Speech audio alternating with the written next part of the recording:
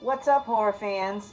It's your boy, Billy Blade, and today we're going to be talking about the design changes of Blade throughout the Puppet Master films.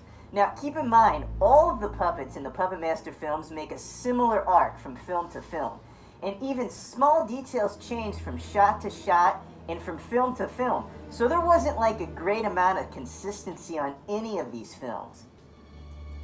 Let's start with Puppet Master 1, where we're introduced to Blade for the first time. It was a simple design with a thin floppy hat, simple paint job, and some minor details change from shot to shot, like in some shots he has a sash around his waist and in some shots he doesn't. And also take notice of the blade design. In Puppet Master 2, the most notable change was the hat. It went from a floppy felt-looking hat to something that looked more like a fedora put on backwards.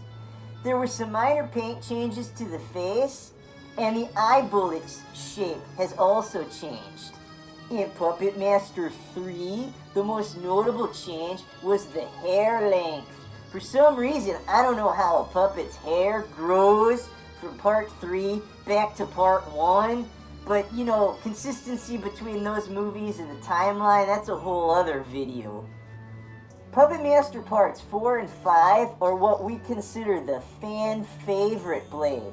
He has a tailored fedora, a buckled belt, and a fine-tuned blade shape.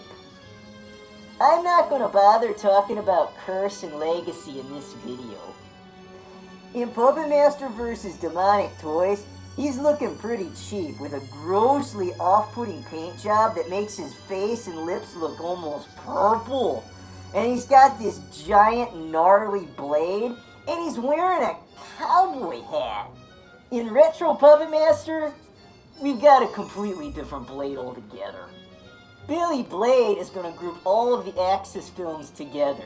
The look started out okay in the first one, but got worse and worse with each film. It looks like they used their prop replicas in a lot of their poster art, no doubt to pass off their replicas as screen accurate. By the last two Axis films, the sculpt of the head was looking way off, with frizzy hair and a slapped-on paint job. The weapons looked totally resin and didn't even look metal anymore. Finally, Blade the Iron Cross. Fat-faced, furry-haired, and a hat that looked like it was made out of foam. I mean, this one was like a far cry from where we started. Completely different and so far off.